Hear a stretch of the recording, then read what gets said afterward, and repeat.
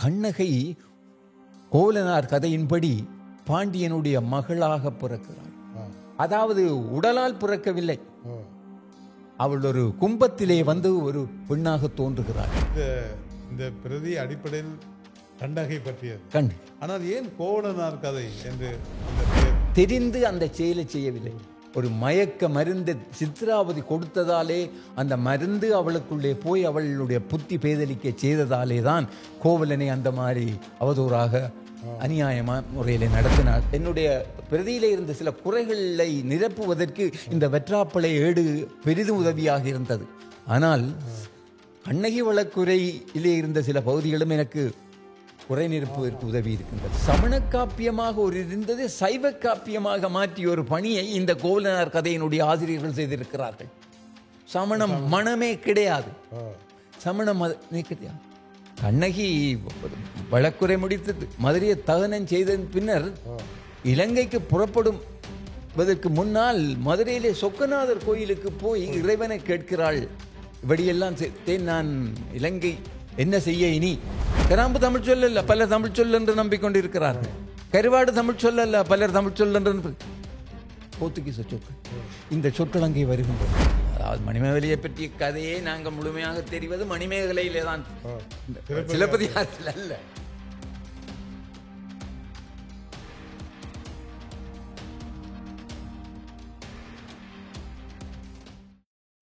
வணக்கம் திரு ஸ்ரீஸ்கந்தராஜா அவர்களே. வணக்கம். லண்டனிலிருந்து கோவலனார் கதை என்ற இந்த பிரதியை, அதுவும் வட ஈழத்து ஆதி காவியம் என்று கூறத்தக்க ஒரு காவியத்தை நீங்கள் திகிரி கண்ணகியம்மன் ஆலயத்து சுவடியிலிருந்து நூலாக்கியிருக்கிறீர்கள்.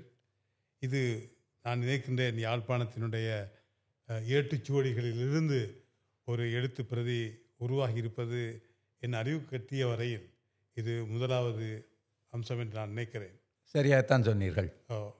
இந்த எவ்வாறு இந்த திகிரிய கண்ணகியம்மன் ஆலயத்திலிருந்து இந்த சுவடி பெறப்பட்டிருக்கிறது, இந்த சுவடியோடு உங்களுக்குள்ள உறவு எவ்வளவு காலமாக நீடித்திருக்கிறது, இதனை இந்த நூல் வடிவத்திலே கொண்டு வருவதற்கு நீண்ட காலம் நீங்கள் பயணம் செய்திருக்கிறேன் நினைக்கிறேன். அந்த அந்த சரித்திரத்தை கொஞ்சம் சொல்லுவீர்களா? திகிரி கண்ணகியம்மன் கோயில் என்பது என்னுடைய வீட்டிலிருந்து ஒரு 100 யார்டு தூரத்தில் இருக்கிறது. அந்த கோயிலே என்னுடைய குல தெய்வம் என்று கூட சொல்லலாம். உங்களிடம் என்று எதை சொல்லுகிறீர்கள்? அதாவது என்னுடைய குலதெய்வம் என்று சொல்லும்போது என்னுடைய பாட்டனாருடைய தகப்பனாருடைய காலத்திலிருந்தே வருகின்ற ஒரு குலதெய்வம். அது புலோலி கிழக்கிலே இருக்கிறது. அப்போது என்னுடைய பாட்டனார் ஒரு அண்ணாவியார், கூத்து பழக்குகின்ற அந்த துறையில் ஈடுபட்டிருந்தவர். அந்த நாட்களில் எங்களுடைய வீட்டிலே பல கூத்துக்களுக்கான ஏட்டுச்சுவடிகள் இருக்கும். அதோடு இந்த கண்ணகி கதையை, அதாவது கோவலனாருடைய கதையை சொல்லுகின்ற ஏட்டுச்சுவடியும் இருந்தது. ஒவ்வொரு ஆண்டும் வைகாசி பொங்கல் என்று நாங்கள் சொல்லுகின்ற விசாக பொங்கலின் போது இந்த கோவலனார் கதையை 9 நாட்கள் தொடர்ச்சியாக படிப்பது எங்கள் வழக்கமாக இருந்தது. இந்த பிரதியோடு வேறும் ஏனைய பிரதிகளும் இருந்தனவா? கோவலனார் கதை என்று ஒரே ஒரு பிரதி மட்டும் ஏடாக மட்டும் இருந்தது. அதுவும் ஒரு பழைய பிரதியாகவே இருந்தது. பழைய பிரதி என்று ஏன் சொல்கின்றேன் என்றால் சில ஏடுகளுடைய பகுதிகள் உடைந்தே இருந்தன. இந்த ஏடு மானியவளை என்று சொல்லப்படுகின்ற பச்சிரப்பள்ளிக்கு கிட்ட உள்ள ஒரு பகுதியிலிருந்து பெறப்பட்ட ஏடு என்று என்னுடைய பாட்டனார் எனக்கு சொல்வார். ஏட்டெழுத்து இன்று கூட பலருக்கு வாசிக்க முடியாது. பல்கலைக்கழகத்தில் இருக்கிற பேராசிரியர்கள் கூட வாசிக்க முடியாது. ஆனாலும் என்னுடைய பாட்டனார் எனக்கு 10 வயதாக இருக்கும் போதே இந்த கோவலனார் கதையை கொண்டிருக்கின்ற ஏட்டு பிரதியை வாசிக்கின்ற ஆற்றலை பழக்கிவிட்டார்.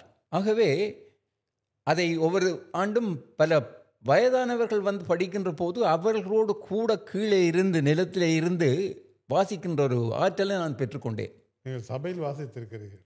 கோயிலுக்கு வருகின்ற அடியார்கள் பக்தர்கள் எல்லோர் முன்னிலையிலும் இரவிலே தான் பெரும்பாலும் வாசிப்போம்.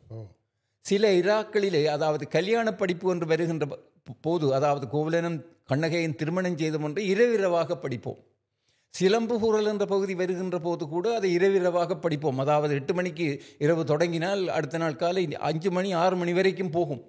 இருவர் இருந்து படிப்போம். ஒருவர் ஒரு வரியை பாட மற்றவர் மற்ற வரியை பாடுவார். இது கதை போக்குள்ளேயே போய்கொண்டு இருக்கும். இப்படி நடந்து கொண்டிருக்க எனக்கு 15 வயது. எனக்குள்ளே ஒரு அச்சம்.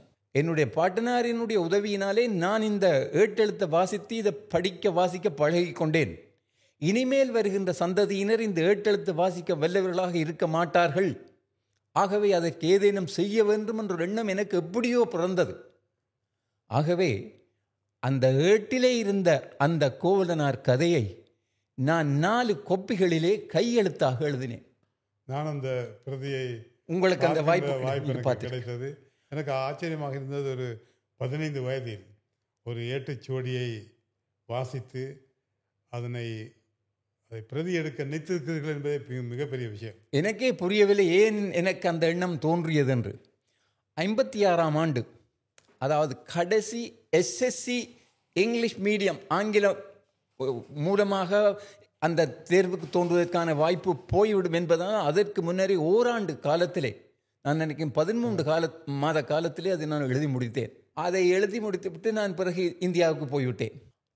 அதாவது 1956ஆம் ஆண்டிலிருந்து நான் எழுதிய அந்த கையெழுத்து பிரதியைத்தான் அந்த கோயிலே வாசித்து கொண்டு வந்தார்கள். இன்றைக்கு 2025, 55 எழுதனென்றால் இப்போது 70 ஆண்டுகள்.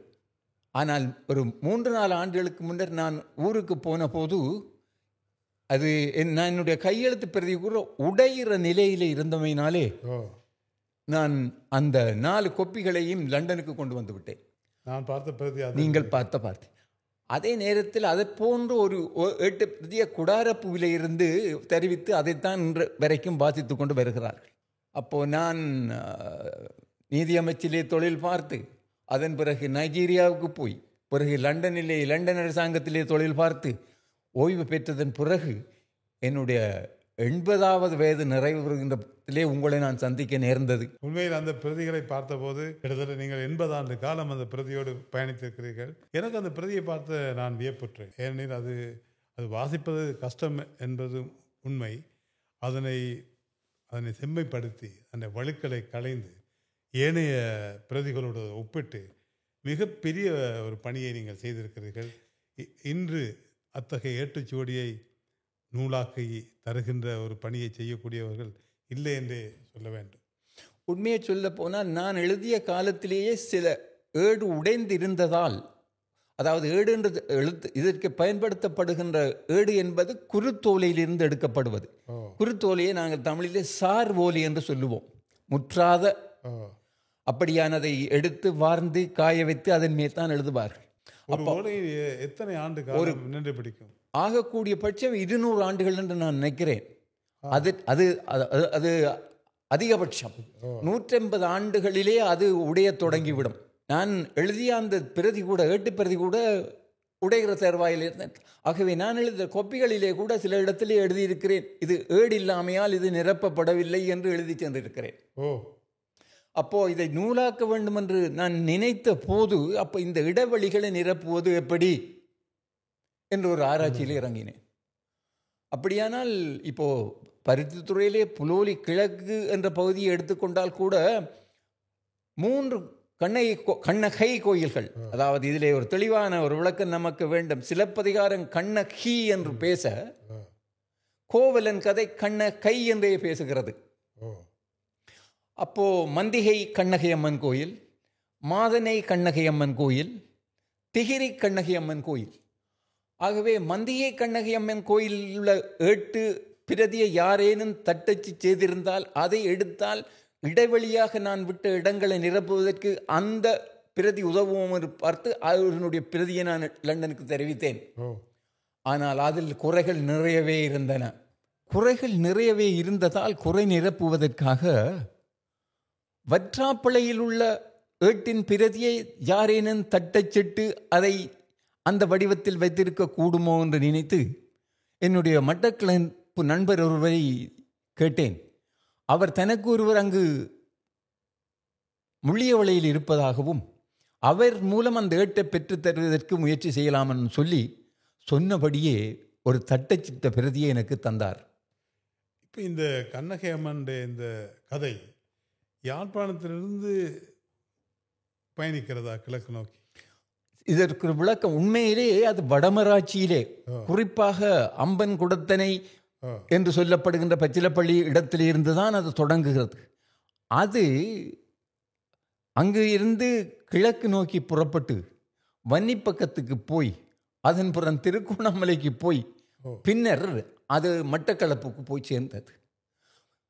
வட மாகாணத்திலிருந்து கிழக்கு மாகாணத்துக்கு போறதுக்கு இடையில் அது ஏற்றுக்கொண்ட இடைச்செருகல்கள், குழப்பங்கள் பல. ஆகவே வடமாகாணத்தில் உள்ள நாங்கள் அதை கோவலனார் கதை என்று கூற, கிழக்கு மாகாணத்தில் உள்ளவர்கள் அதை கண்ணகி வழக்குரை என்று சொல்கிறார்கள். இந்த கண்ணகை சிலப்பதிகாரத்திலே கண்ணகி என்று வருகிறது. இந்த கண்ணகை என்ற இந்த பெயர் இந்த நாட்டார் வழக்காற்று இயலிலே மக்களினுடைய மொழியிலே அந்த பெயர் உருவானதா? இதுக்கு பெரிய ஒரு விளக்கம் தேவை. எப்படி ராமாயணம் என்ற கதை வால்மீகியால் எழுதப்பட்டது என்பது ஒரு கர்ண பரம்பரை கதையை மையமாக வைத்தேதான் ராமாயணம் எழுதப்பட்டது. ராமாயணம் நடந்த கதை அல்ல. இது சக்கரவர்த்தி ராஜகோபாலாச்சாரியார் அவர் எழுதிய சக்கரவர்த்தி திருமகன் என்ற அந்த நூலிலே இதை குறிப்பாக சொல்கிறார். அதே போல இப்படி இந்த கண்ணகை கதையும், அதாவது சிலப்பதிகாரம் என்ற கதையும் இளங்கோவடிகளால் எழுதப்பட்டாலும் கூட அது ஒரு நாட்டார் வழக்காற்று கதையாக இருந்த ஒன்றுக்கு இப்படியான ஒரு உருவம் கொடுத்திருக்கிறார். அதாவது நற்றிணையிலே ஒரு பாடல், அந்த பாடலில் வரும்போது ஒரு முலை திருகிய திருமா உண்ணி என்ற ஒரு பாத்திரம் வருகிறார்.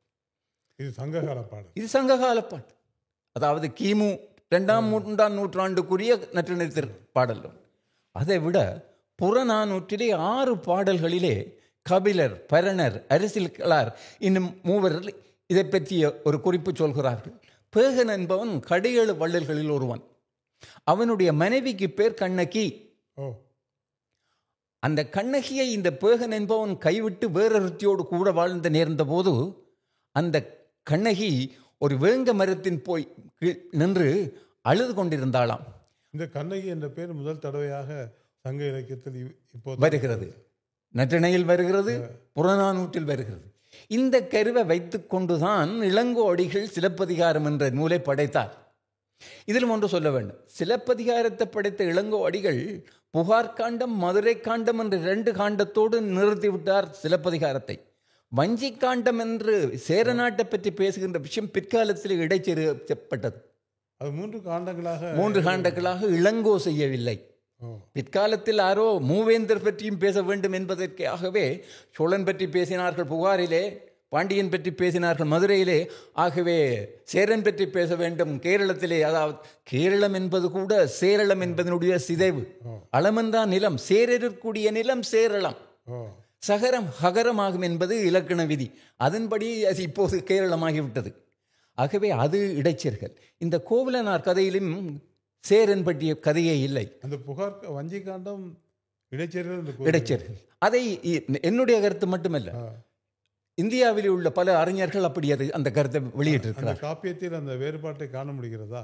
அதாவது இளங்கோடிகள் இயற்றிய அந்த 2 காண்டங்களுக்கும் இறுதியாக சேர்க்கப்பட்ட இந்த வஞ்சி காண்டத்துக்கும் அந்த எழுத்து நடையிலே பொருள் அமைதி நடையை கண்டுபிடிப்பது என்பது சற்று, அதாவது அகவல், வெண்பா, சிந்து என்ற எல்லாமே வருகின்றன.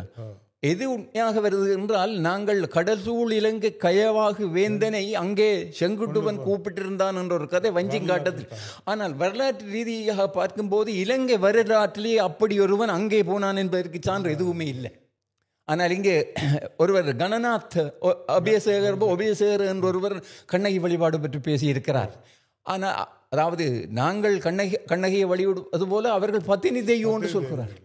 இன்று தாலதா மாளிகை என்று சொல்லப்படுகின்ற அதிலே நடக்கிற அந்த கண்டி பெருகிறா உண்மையிலேயே பத்தினி தெய்வத்துக்காக ஏற்பாடு செய்யப்பட்ட ஒரு விழா. பிற்காலத்திலே தான் அதற்குள்ளே புத்தருடைய பல்லும் மயிரும் கொண்டு போய் சேர்க்கப்பட்டன என்ற உண்மையை பல்ல சொல்லி இருக்கிறார்கள் இப்போது. ஆக கோவலனார் கதை சேர நாட்டை பற்றி பேசவில்லை. கண்ணகி வழக்குரிய முடித்து கொண்டு மதுரை தகனத்தை செய்துவிட்டு நேரடியாக கோடிக்கரையிலே இருந்து இலங்கைக்கு வருகிறாள். அதுவும் யாழ்ப்பாண பகுதிக்கு வருகிறாள். தமிழ்நாட்டில் இத்தகைய கண்ணகை அம்மன் வழிபாடு இருக்கிறதா? இல்லை. அதற்கு இன்னும் ஒன்று சான்றாக சொல்லலாம் என்னென்றால், தமிழ்நாட்டிலிருந்து இங்கே மலைநாட்டிலே இவர்களுக்கு சேவையம் செய்ய கொண்டு வந்தப்பட்ட நம் தமிழர்கள் அப்படியான ஒரு வழிபாட்டை கொண்டு வரவில்லை. அவர்கள் கொண்டு வந்தா முனியாண்டி, ஆமாம், சிறு இது வரவில்லை. ஆக இது தமிழ்நாட்டிலே கண்ணகைக்கான கோயில் என்றுமே இல்லை. கேரளத்தில் இருப்பதாக சொல்கிறார்கள். இங்கே உள்ள மட்டக்களப்பிலே உள்ள ஒருவர் எழுதியிருக்கிற ஒரு நூலிலே அப்படி அங்கே ஒரு வழிபாடு இருக்கிறதா சொல்கிறார். ஆனாலும் இங்கே வடமாகாணத்திலே இருக்கிற கண்ணகை கோயில்களை விட கிழக்கு மாகாணத்திலே கண்ணகை கோயில்கள் அதிகம், வழிபாடும் அதிகம். நாவலர் செய்த ஒரு புரட்சியினாலோ அது என்னென்று சொல்ல எனக்கு தெரியவில்லை, இந்த சமணத்துக்கு ஒரு கோயிலா, சமண சமயத்துக்கு யாழ்ப்பாணத்தில் ஒரு இடமா என்று சொல்லி கண்ணகை கோயில்களாக இருந்த பல கோயில்களை அம்மன் கோயில்களாக மாற்றிவிட்டார்கள். இப்போது இல்லையா, அந்த கண்ணகையை வழிபடக்கூடாது என்று சைவத்திற்கு புறம்பான, அதாவது சைவத்தை அழிக்க வந்த சமயம் அவர்களுக்கு அப்படி வாழ்வு கொடுப்பது என்பது நாவலருடைய கருத்தாக இருந்தது. அதனாலே அதற்கு இடம் தரவில்லை. அதனாலே பலர் நாவலரை எதிர்க்க, பகைக்க அஞ்சி அந்த கோயில்களை அம்மன் கோயில்களாக மாற்றிவிட்டார்கள். கண்ணகி அம்மனாக, கண்ணகை, அந்த கண்ணகை பேரே இல்லாமல் போயிற்று. அம்மன், கண்ணகை அம்மன் இருந்தது, கண்ணகை போய் வெறுமனே அம்மன் ஆகி. கண்ணகிய நாவலர் செட்டிச்சி என்று தான் கூறுகிறார். செட்டிச்சி அவர் கடவுள் அல்லது புனிதமான ஒரு இடத்தை வழங்கவில்லை. ஆனால் அது கண்ணகையே தெய்வமாக்குகின்ற ஒரு பண்பு உண்மையிலே இங்கே இலங்கைக்கு வந்ததன் பிறகு இந்த கோவலனார் கதையிலே தான் அது வருகிறது. கோவலனார் கதையிலே தொடக்கத்திலிருந்தே கண்ணகைக்கு ஒரு தெய்வாம்சத்தை அதனுடைய ஆசிரியர் கொடுத்து வந்திருக்கிறார். சிலப்பதிகாரத்திலே அந்த நிகழ்வு நிகழும். அதாவது சிலப்பதிகாரத்திலே சூரியனை அழைத்து என் கணவன் கள்வனோ என்று அவள் கேட்ட நேரத்திலே சூரியன் வந்து அதற்கு மறுமொழி சொன்னான் என்ற இடத்திலே தான் அந்த சாதாரண கண்ணகிக்கு தெய்வாம்சம் கொடுக்கப்படுகிறது. அதற்கு முன்னர் எந்த நிகழ்ச்சியிலுமே கண்ணகிக்கு தெய்வாம்சத்தை இளங்கோவடிகள் கொடுக்கவில்லை. இங்கே தொடக்கத்திலிருந்தே நாவலருடைய மறுமலர்ச்சி, அதாவது சைவ சமய மறுமலர்ச்சியினுடைய ஒரு எதிர்குரலாக இது அமையுமா? அது அவர் கண்ணகியை வழிபாடு கூடாது, அவள் ஒரு சாதாரண பெண் தான் என்று வலியுறுத்திய போது இந்த கண்ணகியை அம்மனாக்கி, அது ஒரு கண்ணகி வழிபாடு தானே. இந்த அம்மன் கண்ணகி தான். பெண் தெய்வத்துக்கு பொதுவாக சொல்லுகின்ற பெயர் அம்மன். அம்மன் அது உமை காளி, காளி அம்மன் தான். அதாவது பெண் தெய்வ வடிவங்கள் எல்லாமே அம்மன் தான். அதாவது கண்ணகியை அதுக்கு முன்னர் சங்க இலக்கியங்களிலே ஒரு தெய்வமாக காட்டுகின்ற இல்லை, அது இல்லை. சிலப்பதிகாரமே சங்க காலத்துக்கு பிற்பட்ட ஒரு நூல். ஆகவே பழந்தமிழ் இலக்கியத்திலே கண்ணகை பற்றிய குறிப்புகள் எதுவுமே ஏற்படுவதற்கு இடமில்லை. ஆனால் இதை பாடியவர் இளங்கோ அடிகளிலே ஒத்த ஒரு புலமை உள்ள ஒருவர் அல்ல. நான் என்னுடைய பதிப்புரையிலே சொல்லி இருப்பது போல இருவர் அதை பாடின. அதாவது போர்த்துகீயர் காலத்திலே இது எழுதப்பட்டது. இதற்கு முன்னர் இதை போன்ற ஒரு காவியம் இலங்கையிலே தோன்றியதற்கு வரலாறு எதுவுமே இல்லை. அதனாலே தான் நான் இதை ஈழத்து ஆதிகாவியம் என்று இதற்கு நான் பெயர் கொடுத்திருக்கிறேன். ஈழத்து இந்த காவியம் அல்லது இலக்கியம் அல்லது கவிதை மரபிலே இத்தகைய ஒரு காப்பியங்கள் அல்லது காவியங்கள் எங்கேயுமே கிடைத்ததாக நமக்கறிய வரலாறு இல்லை. அப்போ இவருக்கு இருக்கிற சோதிட ஞானம், கப்பல் ஞானம், நாட்டிய ஞானம், இசை ஞானம், இந்த இதற்கு, அதாவது நைனா பணிக்கன் என்று ஒருவர் மிக எல்லாம் வல்ல ஒரு புலவராக இருந்திருக்கார். அவர் இன்னொருவரோடு சேர்ந்து இந்த காப்பியத்தை எழுதியிருக்கிறார். ஒரு 200 ஆண்டு கழிய இந்த ஏடு அழிகிற தருவாயிலே ஒருவர் இது ஏடு அழிந்து போகிறதே என்று என்னை போன்ற ஒரு சேர்ப்பு வேலை எல்லாம் சரிப்படுத்துகின்ற செப்பனிடுகின்ற ஈடுபட்டவருக்கு பெயர் வெற்றிவேலு புலவர். அவர் தான் இது எழுதினார் என்று இப்ப சொல்லுகின்றவர்கள் பலர் இருக்கிறார்கள். ஆனால் அங்கே பாயிரத்தை படித்து பார்த்தால், அல்லது அரங்கேற்று காதையினுடைய தொடக்க பாடல்களை படித்து பார்த்தால், அல்லாது கோவலனார் கண்ணகி கல்யாண படிப்பு பகுதியை படித்து பார்த்தால், இவர் ஒரு செப்பனிடும் பணியைத்தான் இந்த வெற்றிவேலு புலவர் செய்தார் என்பதும் அதற்கு முதல் மூல ஆசிரியர்மார் வேறு இருவர் என்பதும் தெற்றாகும். இந்த கோவலன் நீங்கள் எடுத்த இந்த பிரதியில் பாயிரம் உண்டா? என்னுடைய இதற்கு பாயிரம் உண்டு. நான் வெற்றாப்பளையிலே எடுத்த நூலுக்கும் பாயிரம் உண்டு. ஆனால் மந்திகையிலே இருந்து நான் பெற்ற ஏட்டுக்கு பாயிரம் இல்லை. வழக்குரை காதை என்று மட்டக்கிளப்பிலே எடுத்த அந்த பிரதிக்கும் பாயிரம் என்ற பகுதி இல்லை. பாயிரம் இருப்பதால் அதை இயற்றிய ஆசிரியனுடைய பெயர் அந்த, அதாவது பாயிரம் என்றால் எப்படி இருக்கணும் என்பதற்கு லட்சணமான ஒரு பாயிரம் இதில் எழுதப்பட்டிருக்கிறது. அந்த கதை சுருக்கத்தை அழகாக சொல்லி எதற்காக இது பாடப்பட்டது, எவரால் பாடப்பட்டது என்று மிக அழகான முறையிலே இந்த பாயிரம் பாடியவர் சொல்லி இருக்கிறார். அந்த பாயிரம் மிகவும் பெருமதி மிக்க. அதை விட எனக்கு பெருமை என்னவென்றால், நான் வாழ்கின்ற புலோலி கிழக்கிலே உள்ள ஒருவர் தான் அந்த பாயிரத்தை பாடியிருக்கிறார். இது யாழ்ப்பாணத்தில் இதை விட வேறு யாழ்ப்பாண எல்லைக்குள், யாழ்ப்பாண பிரதேசத்துக்குள், அந்த தீபகற்பத்தில் இந்த ஒரு பிரதி தான் காணப்படுகிறதா? இல்லை, அதாவது சில சிதைந்தனவாக இருக்கின்ற, நான் சொன்ன போதில் மந்திய ஈடு சிதைந்ததாக இருக்கிறது. குடாரப்பூவிலே இருந்து புறப்பட்ட இது சிதைந்ததாகவும் இடைச்செருகள் நிறைந்ததாகவும் இருக்கு. ஆனால் என்னுடைய அப்போவிடமிருந்து நான் பெற்ற அந்த பிரதியும் வற்றாப்பளையிலிருந்து நான் பெற்ற பிரதியும் 95-96% ஒத்து நடக்க பார்க்கிறேன். அதனால் என்னிலே இருந்த, என்னுடைய பிரதியிலே இருந்த சில குறைகளை நிரப்புவதற்கு இந்த வெற்றாப்பளை ஏடு பெரிதும் உதவியாக இருந்தது. ஆனால் சிறு துரும்பும் பற்குத்த உதவும் என்றாற் போல இந்த கண்ணகி வழக்குரையிலே இருந்த சில பகுதிகளும் எனக்கு குறை நிரப்புவதற்கு உதவி இருக்கின்றது. கிழக்கு. ஆனால் இந்த வடக்கிலே இருந்த கோவலனார் கதையை படித்தவர்கள் அந்த வழக்குரையை படிக்கும் போது தெரியும் என்னென்றால், அங்கே உள்ள எத்தனையோ பாடல்கள் இந்த வழக்குரைக்குள்ளே இருக்கின்றன. ஒரு 50% மேலான பாடல்கள் கோவலனார் கதையிலே இருக்கிற பாடல்கள் வழக்குரையிலே இருக்கின்றன. ஆகவே அது வழக்குரையை பாடியவர்கள் வேறு என்ற ஒரு கருத்துப்பட சிலர் பேசுகிறார்கள். அது உண்மை அதுவல்ல. வடக்கிலிருந்து கிழக்கு நோக்கி போன காலத்திலே சிதைவுகளை ஏற்றி அதற்குள்ள இடைச்செருகள் புகுந்து அது ஒரு வேறு வடிவத்தை பெற்றுவிட்டது என்பதே உண்மையானாலும் அதனுடைய மூலம் வடக்கே தான். இந்த பிரதி அடிப்படையில் கண்ணகி பற்றியது, கண்ணகி சார்ந்தது. நான் மன்னிக்கணும், நீங்க திருப்பி அந்த கண்ணகி என்ற சொல்லு கோவலனார் கதையிலே வருவதை நான் விரும்பவில்லை. அதை கண்ணகை, ஏனென்றால் அங்கே ஒரு அதாவது இதில் இந்த குந்தி கர்ணன் பிறந்த போது அவன் எப்படி இந்த ஊரு கஞ்சி பழி கஞ்சி ஒரு பேழையிலே போட்டு அனுப்பினாலோ அதே போல இந்த கண்ணகை கோவலனார் கதையின்படி பாண்டியனுடைய மகளாக பிறக்கிறாள். அதாவது உடலால் பிறக்கவில்லை, அவள் ஒரு கும்பத்திலே வந்து ஒரு பெண்ணாக தோன்றுகிறாள். சோதரர்களை அழைத்து கேட்டபோது, இவளால் உனக்கும் அழிவு, உன்னுடைய மதுரைக்கும் அழிவு, இவள் ஏதும் தொலைத்து விடு. தொலைக்க விரும்பாதவர்கள் பேழையிலே விட்டு அவர்களை விடுகிறார்கள். இந்த பேழை சோழ நாட்டுக்கு வந்து மாசாத்தரும் மாநகரும் நண்பர்கள். கடற்கரையிலே போய் இந்த பேழை எடுத்த போது மாசாத்தர் சொல்கிறார், அழகான பேழையாக இருக்கிறது, எனக்கு அதைத்தான்.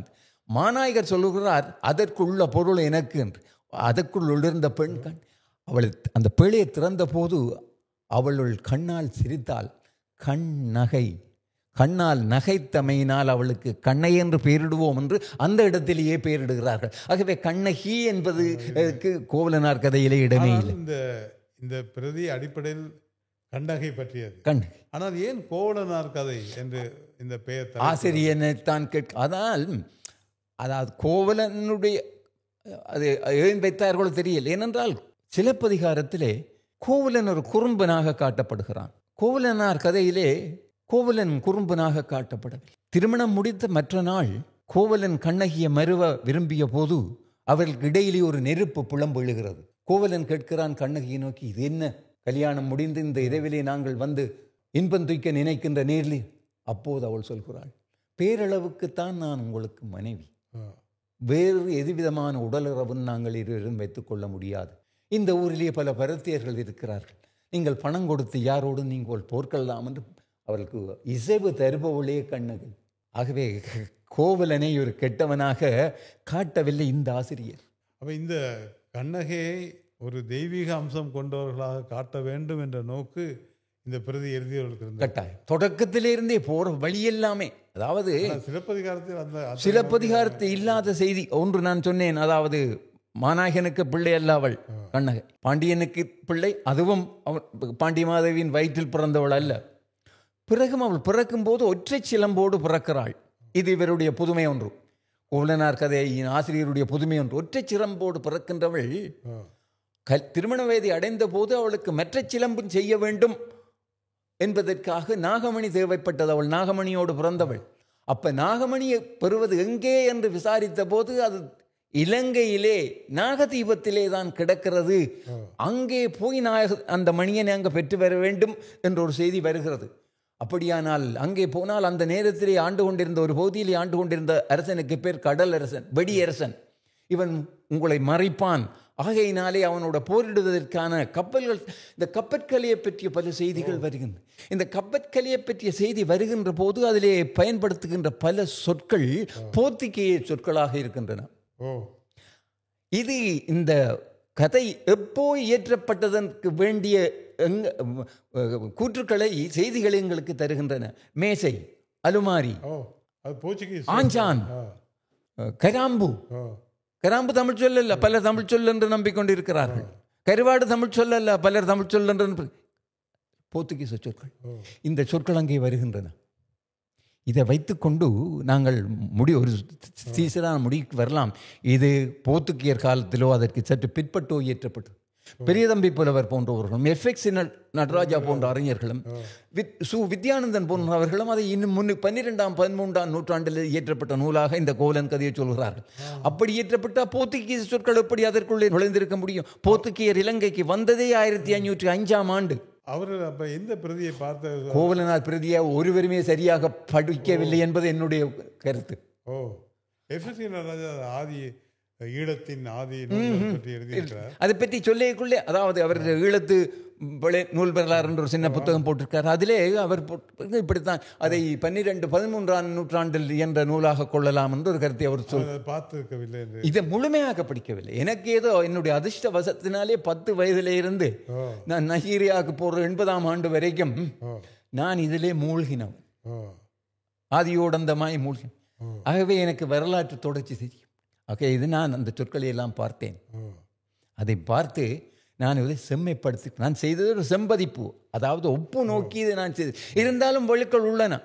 அதாவது திடுதிப்பென்று வேகமாக செய்ய போட்டதனாலே இந்த மெப்பு பார்ப்பதிலே சில தவறுகள் ஏற்பட்டு இருக்கின்றன. அந்த நான் பெற்ற ஏடுகளிலே இருக்கின்ற எழுத்து வழுக்கள், சொல் வழுக்கள், ஜாப்பு வழுக்கள் அனந்தம் அனந்தம். ஏடுகள் வாசிக்கின்றவர்கள் கதையை புரியாமலே ஒவ்வொரு இரவுக்கும் ஏதோ 4 வரியை வாசித்து போனார்கள் ஒழிய இந்த கோவலனார் கதை என்னத்தை சொல்கிறன்றது பலருக்கு தெரியாது. கோவலன் பிறப்பை பற்றியோ, கண்ணகி பிறப்பை பற்றியோ, மாதவியின் பிறப்பை பற்றியோ, மாதவியினுடைய ஆடற் பயிற்சி பற்றியோ, மாதவியின் அரங்கேற்றம் பற்றியோ, மணி வாங்குவதற்காக கப்பலோட்டி இலங்கைக்கு வந்தார்கள் என்பது பற்றியோ, இந்த கப்பற்கலையை பற்றியோ, சோதிடக்கலையை பற்றியோ, இன்னென்ன இதிலே இது வந்திருக்கிறதுனால இது சரியில்லை, அதை கல்யாணத்துக்கு முகூர்த்தம் பார்க்கின்ற போது அவர்கள் பேசுகின்றவர் அந்த ராசி அங்கே நிற்பதாலும், இந்த நட்சத்திரம் இங்கே நிற்பதாலும் இது சரியில்லை, அந்த நாளை தவிர இந்த நாளை தவிர எல்லாம் பேசுகிறார். அப்போ பெரிய ஞானியாக இருக்கிறார் இதனுடைய ஆசிரியர். இளங்கோடிகளுக்கு இல்லாத ஆற்றல் ஒன்று இந்த கோவலனார் கதையின் ஆசிரியர்களுக்கு இருந்திருப்பதாக நான் நினைக்கிறேன். இது ஒரு மிக, நான் நினைக்கிறேன் இந்த நூல் வடிவத்தில் வந்திருப்பது ஈழத்து இலக்கியத்துக்கு மட்டுமல்ல, தமிழகத்தையும் சேர்த்து பார்த்தால் இது ஒரு புதிய வரவு என்று தான் எனக்கு சொல்ல தோன்றுகிறது. அந்த அத்தகைய இந்த இந்த பிரதியை செப்பனிடுவதிலே நீங்கள் எதிர்கொண்ட பிரச்சனைகள் என்ன? பதிப்பாக அல்லது செம்பதிப்பாக கொண்டு வருவதில் என்ன சேலஞ்சு, என்ன இடர்பாடுகள் இருந்தன? அதாவது ஒரு குறிப்பிட்ட ஒன்றை சொல்லலாம் என்றால், ஒரு சொல் வடபுலத்து கோவலனார் கதையிலே பாற்குடம் என்றொரு சொல் வருகிறது. அதாவது ஒரு பெரியவரை பார்க்க போகின்ற போது பாற்குடத்தை ஏற்றி அதுகளை ஏற்றி கொண்டான். தமிழ்நாட்டிலிருந்து இலங்கைக்கு போகும்போது வெடியரசனை நட்பு பூண்பதற்காக பாற்குடமும் ஏற்றினார்கள். பாற்குடம் பாதி வழியிலே புளித்து போகுமே, எப்படி இந்த பாற்குடத்தை ஏற்றி செல்வது? அப்போ அது பாற்குடம், அதற்கு பொருள் வேறோ என்று நான் மலைத்து கொண்டிருந்த நேரத்திலே கண்ணகி வழக்குரையிலே தான் முதல் நான் பார்த்தேன். அந்த பாற்குடம் அல்ல, அது பாகுடம்.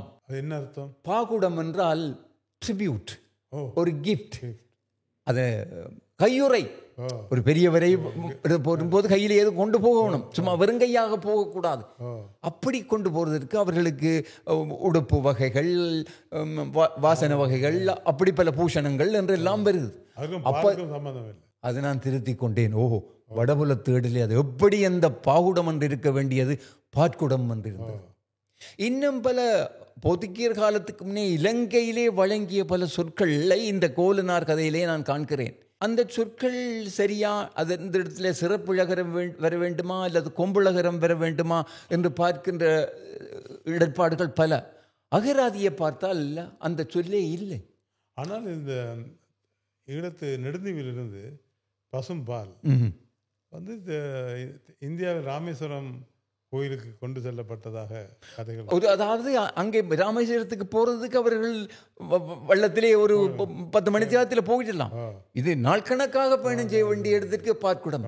அப்ப அகராதியை நான் பார்த்தபோது, லெக்சரிக்கை நான் பார்த்தபோது, பாகுடம் என்பது ட்ரிபியூட் டு ராயல்ஸ், கிஃப்ட்ஸ் என்றெல்லாம் விளக்கம் தருகிறது. ஆகவே அது ஒரு திருத்தமாக நான் திருத்திக் கொண்டேன்.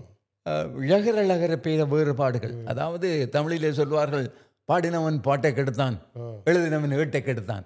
ஏடு எழுதுகிறவர்களுக்கு எழுத்தாணி பிடிக்க தெரியும் மொழியா, அவர்கள் இலக்கணம் கற்றவர்கள் அல்ல.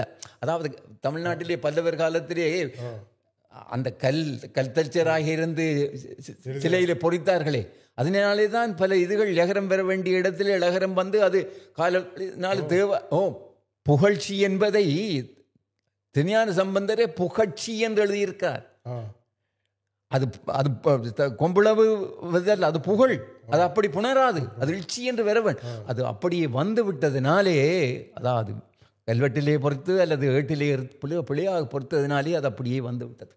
இந்த பிரதியில் யாப்பு அமைதி எவ்வாறு, அதாவது அதில் வருகின்ற பாடல்கள் தாளிசையால் பாடினனே என்று சொல்லி, இப்போ கோவலரும் கண்ணகையும்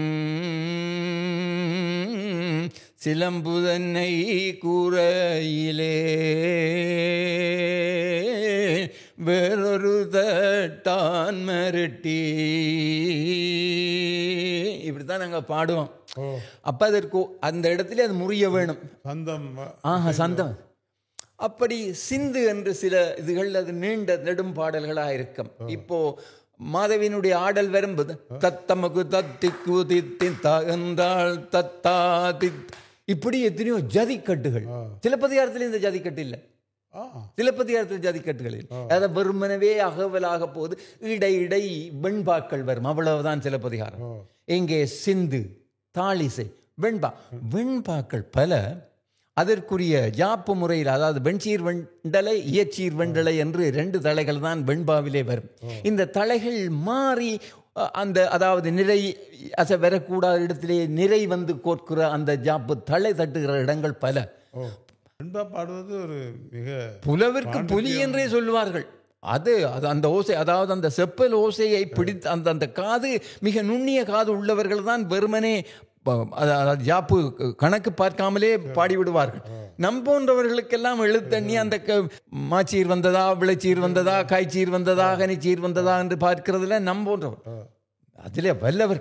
அப்படியே இந்த இவர் நல்லதாகத்தான் பாடியிருப்பார். ஆனால் காலப்போக்கிலே சிறந்த இடங்களை எல்லாம் நிரப்ப போனவர்கள் இந்த யாப்பிலக்கணத்தை கவனியாமலே செய்திருக்கிறார். ஆனால் எனக்கு அவரை திருத்துவதற்கு கைகூசியதால் பெரும்பாலான வெண்பாக்களை அப்படி இருந்தபடியே விட்டு விட்டேன். அது தவறாகவே இருக்கு. ஆனால் முதற்பாலே மட்டும் குணமான கண்ணகையை கோவலனார் தான் மணஞ்சை மணமாலை தன்னை வகுத்துரைப்ப கணவதிதான் அப்படி போகிறது. அப்போ அந்த இடத்தை மட்டும் சொல்லபடி இது தலை தட்டுகிறது. இதிலே ஒரு வெண்பா சிவனுக்காகவும் மற்ற வெண்பா விநாயகருக்காக வேண்டி இருக்க வேண்டியது. 2ம் விநாயகருக்காக இருப்பதால் இதிலே ஏதோ தவறு ஏற்பட்டிருக்கிறது என்று நான் அடிக்குறிப்பிலே ஒரு இடத்திலே குறிப்பிட்டிருக்கிறேன். மற்றதிலே இருக்கிற அந்த தலையலை நான் திருத்துறதுக்கு எனக்கு மனம் வரவில்லை. நான் திருத்த போனால் முழுமையாக அந்த வரிகளை மாற்ற நேரும் என்பதால் அப்படியே விட்டு விட்டேன். அடிப்படையில் ஒரு சமண காப்பியம் தானே சிலப்பதிகாரம். ஆனால் இங்கு பிள்ளையார், சிவன் என்றெல்லாம் வருகிறது. சரியா சொன்னீங்க. அதாவது சமண காப்பியமாக ஒரு இருந்தது சைவ காப்பியமாக மாற்றிய ஒரு பணியை இந்த கோவலனார் கதையினுடைய ஆசிரியர்கள் செய்திருக்கிறார்கள். சமணம் மனமே கிடையாது, சமணம் மதமே கிடையாது. கண்ணகி வழக்குரை முடித்தது, மதுரையை தகனம் செய்த பின்னர் இலங்கைக்கு புறப்படுவதற்கு முன்னால் மதுரையிலே சொக்கநாதர் கோயிலுக்கு போய் இறைவனை கேட்கிறாள், இப்படியெல்லாம் செய்தேன் நான். இலங்கை என்ன செய்ய இனி என்றால் அவர் இறைவனுடைய ஒரு பாகம்தான் கண்ணகையாக பிறக்கிறாள். இந்த கண்ணகையினுடைய பிறப்பிலே ஒரு அதிசயம் தொக்கி இருக்கிறது. அதை நான் இதிலே சொல்லவில்லை. பாண்டிய மன்னன் செய்த ஒரு தவறினாலே, ஒரு ஈச நிந்தனையினாலே, அவன் ஈஸ்வரியை மதிக்காமல் நடந்ததாலே தான் அந்த இடத்திலே இறைவி சொல்கிறாள், உனக்கு நீ கேட்ட வரத்தின்படி ஒரு பெண்ணை சிவபெருமான் தருவார். ஆனால் நீ என்ன நிந்தனை செய்ததினாலே அந்த பெண்ணே உனக்கு அழிவு தருவாள். இந்த சாபம் நிறைவேறுற வகையிலே தான் கோவலனுடைய கதை நகருகிறது. இது ஃபோக் நாட்டார் வழக்கிலே உள்ள தொன்மத்தின் அடிப்படையில் அந்த நடையும் அப்படித்தான். அதாவது சில இடத்திலே பேச்சு வழக்கிலே கூட பேசுவார். வாரேன் என்றார், போடி என்றார், எதற்காக நில்லடி. பாண்டியனோடு பேசும்போது கண்ணை அப்படித்தான், நிர்மூடாம், மடையா, பறை, அந்த மாதிரியான சொற்களைத்தான். அதாவது கேட்பதற்கு வலு சுவையாக இருக்கும். கோவலனை மாதவி படுத்துகின்ற பாடு அது மோசமாக அதை மிக. ஆனால் அங்கேயும் அவளுக்கு ஒரு மன்னிப்பு இருக்கிறது. மாதவி மனம் தெரிந்து அந்த செயலை செய்யவில்லை. ஒரு மயக்க மருந்து சித்ராவதி கொடுத்ததாலே அந்த மருந்து அவளுக்குள்ளே போய் அவளுடைய புத்தி பேதலிக்க செய்ததாலே தான் கோவலனை அந்த மாதிரி அவதூறாக அநியாயமான முறையிலே நடத்தினார் இந்த ஆசிரியர் சொல்லி செல்கிறார். மணிமேகலை தாய் அல்லவா? மணிமேகலை ஒரு பெரிய புத்தகத்துறையாக, அதாவது மணிமேகலையை பற்றிய கதையை நாங்கள் முழுமையாக தெரிவது மணிமேகலையிலே தான், சிலப்பதிகாரத்தில் அல்ல. இப்போ இங்கே மணிமேகலையை பற்றிய கதை இல்லை. அதாவது வசந்த மாலை, மாதவிக்கு தோழி, அதை பற்றிய கதை இல்லை. எது கோவலனார் கதையில். ஆனால் கண்ணகி வழக்குறையிலே வசந்த மாலை தூதுவை பற்றி கூட அதாவது கொண்டு வந்து சிலப்பதிகாரத்தையுமே இந்த கோவலனார் கதைக்குள்ளே நுழைத்து விட்டார் இந்த வழக்குரை ஆசிரியர். யாரோ கண்ணகி மட்டக்களப்பிலே. அது சிலப்பதிகாரம் அவருக்கு மனதிலே வந்ததினாலே அந்த செய்திகள் எல்லாம் அதற்குள்ள இடையில வந்து போகும். அதாவது வசந்த மாலைய மாதவி கோவலனுடன் தூதனுப்புறதாக சிலப்பதிகாரத்திலே இருக்கு. கோவலனார் கதையில அப்படி ஒன்றுமே கிடையாது. ஆனா அந்த ஒரு இடைச்சேர்கள் வந்ததாலே அதில் அது நிறைந்தது. என்னுடைய இதிலே 2612 பாடல்கள். இதிலே இந்த கண்ணகி வழக்குரையிலே 2226 பாடல்கள், அருமையான பாடல்கள். இந்த நூலை பார்க்கிற பொழுது மிக நேர்த்தியான தயாரிப்பு, வாசிக்க இதமான எவர்கிரீன் பிரிண்டர்ஸ் அழகாக செய்திருக்கிறார்கள். அவர்களுக்கு என்னுடைய பாராட்டு. உண்மையில் தூக்கி பார்க்கிற பொழுது இந்த நூலை நம் கையில் வைத்திருப்பது ஒரு பாக்கியம் போலவே தெரிகிறது.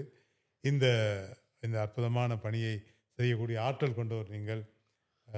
அதிலும் ஆங்கிலத்திலும் தமிழிலும் புலமை மிகுந்து 10 கலித்தொகை போன்ற ஒரு கடினமான இலக்கியங்களை கூட ஆங்கிலத்திலே மொழிபெயர்த்த அந்த திறனோடு இத்தகைய ஒரு சுவடியை பதிப்பிக்கின்ற ஞானமும் ஆளுகையும் யாப்பிலக்கண விதிகளை புரிந்து கொள்ளுகின்ற ஒரு நுட்பமும் கொண்ட நீங்கள் இந்த பணியை மிக நேர்த்தியாக செய்து முடித்திருக்கிறேன் நம்புகிறேன். இது நான் ஏற்கனவே கூறியது போல ஈழத்து இலக்கியத்திற்கு மட்டுமல்ல, தமிழ் இலக்கியத்திற்கு கிடைத்திருக்கின்ற ஒரு புதிய வரவு என்று நான் நினைக்கிறேன். மிக்க நன்றி. வணக்கம்.